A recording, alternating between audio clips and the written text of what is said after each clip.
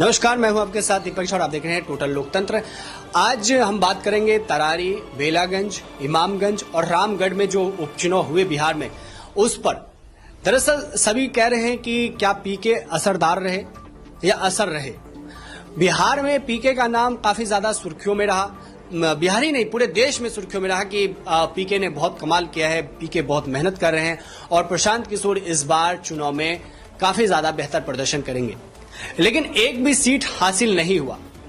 वैसे जो विधानसभा का चुनाव होना है उसमें महज अब 2-3-4 महीने का वक्त बचा है। ऐसे में ये उपचुनाव ठीक वैसे ही है जैसे चुनाव के बाद एग्जिट पोल। लेकिन इसे ऐसे माना जा रहा था कि ये सेमीफाइनल हो सकता है प्रशांत किशोर के लिए और क्या इसमें वो बेहतर प्रदर्शन कर पाएंगे। लेकिन प्रशांत किशोर को सीट नहीं मिला तो ये तो बनता है, चलता है, क्योंकि 1 महीने ही पार्टी को हुए। लेकिन आरजेडी को भी सीट नहीं मिला और आरजेडी ने अपने 2 सीट गवा दिए जो उनके पास था। तो ऐसे में सवाल तो यह है कि जनसुराज की प्रदर्शन कैसा रहा, लेकिन सवाल यह बनना चाहिए कि आखिर आरजेडी का प्रदर्शन कैसा रहा।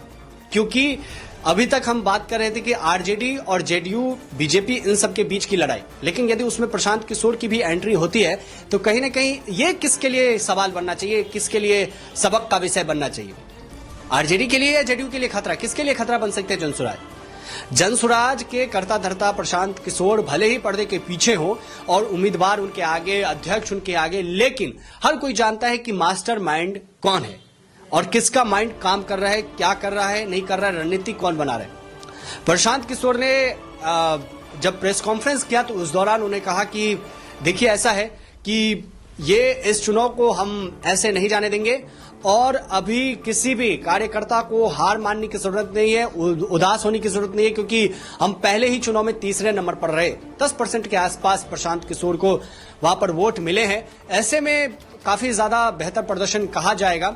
और ये कहीं ना कहीं जो आरोप आरजेडी की तरफ से लगता रहा है कि बीजेपी की बी टीम है, तो क्या इस पर भी क्या लोग सोचेंगे कि आरजेडी के उम्मीदवार हार गए और हो सकता है कि इससे 2025 के विधानसभा चुनाव में कुछ फर्क पड़े। आप इस पर क्या सोचते हैं, आप जरूर कमेंट करके बताएं। लेकिन प्रशांत किशोर ने कहा कि हार वो मानने वाले नहीं है और आने वाले समय में 2025 विधानसभा चुनाव में 243 के 243 सीट पर वो चुनाव लड़ेंगे और इसके लिए उनके पास जो 6 महीने या 4 महीने या 8 महीने का वक्त बचा है, ऐसे में उस लड़ाई को काफी मेहनत से वो लड़ेंगे और इस लड़ाई को वो जीत कर दिखाएंगे, सभी को चौंका कर दिखाएंगे। अब ये कैसे होगा ये फिलहाल वही बताएंगे, लेकिन इस चुनाव में उनका हाल थोड़ा बुरा रहा। तीसरे नंबर पर जरूर रहे, लेकिन उतना बेहतर नहीं कह सकते जितना बेहतर प्रशांत किशोर से उम्मीद की जाती है।